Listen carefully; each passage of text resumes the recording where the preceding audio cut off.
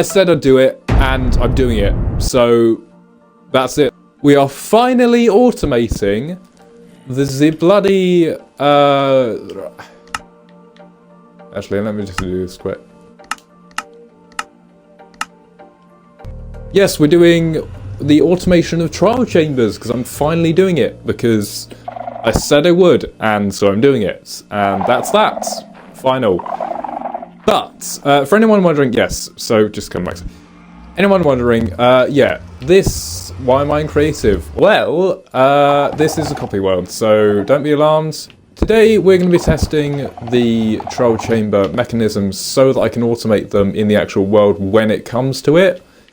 It's just that, well, I've been away for, as I said, about a month and a week.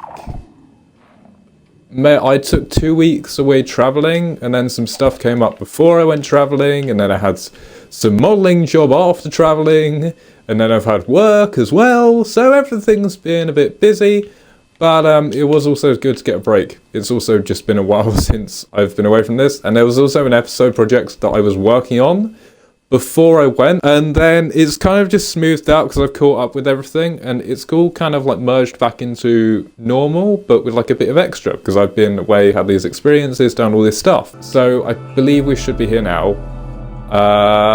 Yes. So the original plan was to go ahead and use tutorials and stuff. I actually want to kind of figure this out myself. All of this has been dug on the actual world, which is pretty handy. Because what I'm planning to do from the world is also dig tunnels like through the actual deep slate itself so that I can get around easier, and such bridges like this. But I do want to add some sort of beauty, because it feels kind of unfair that a lot of the other farms that I'm building at some point are going to have some sort of elegance or grace around them, like towers or something like that. But also, it's just like the beauty of the trial chamber itself, I think kind of complements what the farm's going to be anyway, and I could just build it out of the blocks that the trial chamber's built out of, or at least surround it in that as well. So I don't know if it actually needs to be like properly done up. You can just see that there's a blocky outline first. Now, the only way I know it's going to work is if I hop into survival. I am on normal, which means these guys do spawn, but the problem is, without being in survival, they won't spawn at all. You have to be in a state of survival. I think they smell life. Because I'm in creative, I'm technically God right now, but is that a thing?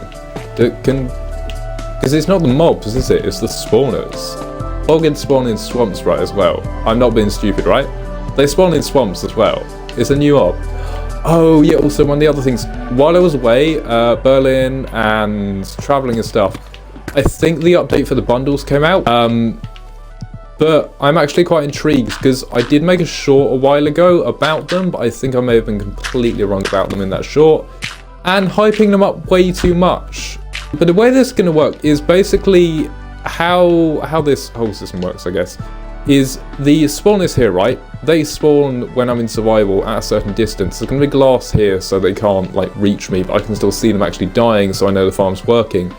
There's going to be blocks here, and then some sort of piston system with string pushing them in. Campfires down here. They're going to die on the campfires, and all their stuff is going to go through hoppers into a chest.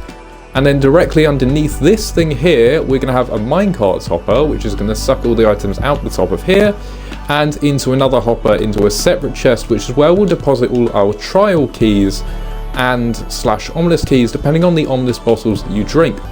Which also means that depending on which ominous bottle I drink, this farm is going to run slower, but I have more of a higher chance of getting said ominous keys. Now, I'm actually only going to be testing this one here and this one here. However, these always summon breezes. Now, in terms of system, we're going to use soul campfires just because colour theme and palette. And me. Yeah, I believe if we just put these here like this, mobos should basically just spawn into there.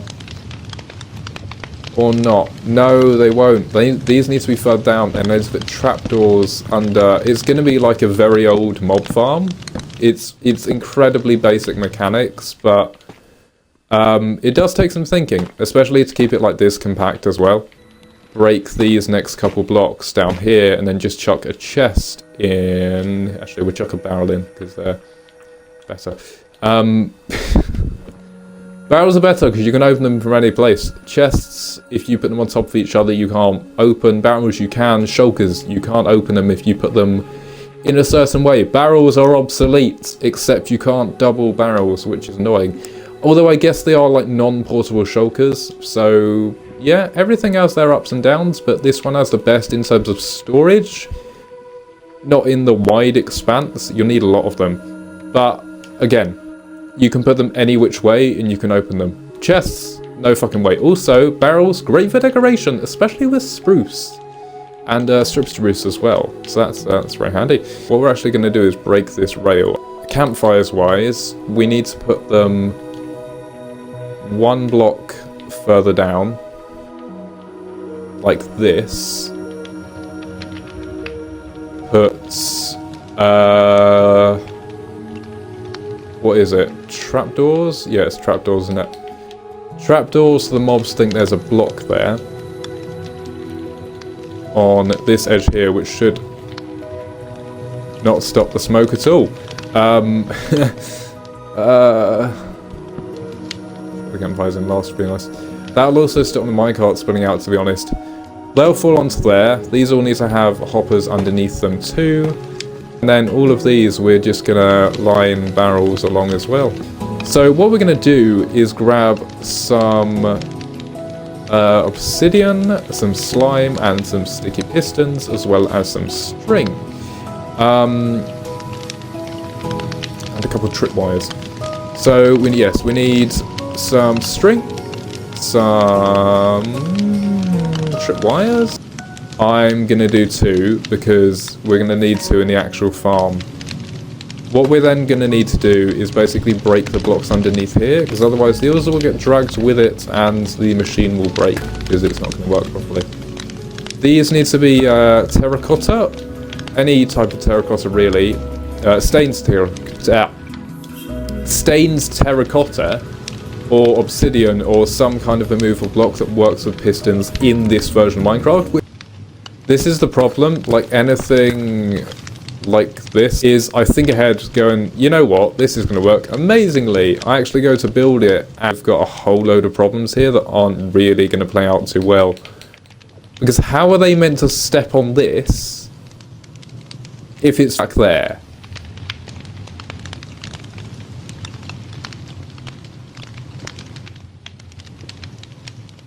So then all we need to do is actually just grab some redstone.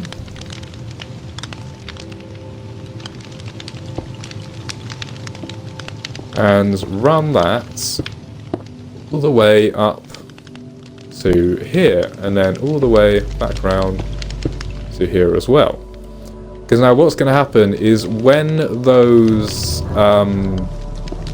tripwires get powered, as you can see, the slime blocks have been launched. I come off them, they retract.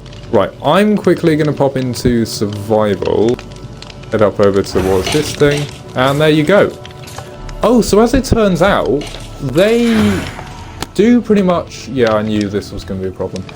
Okay, they do pretty much just fall in there. I don't even really need the slime thing. This changes everything. Okay. Yeah.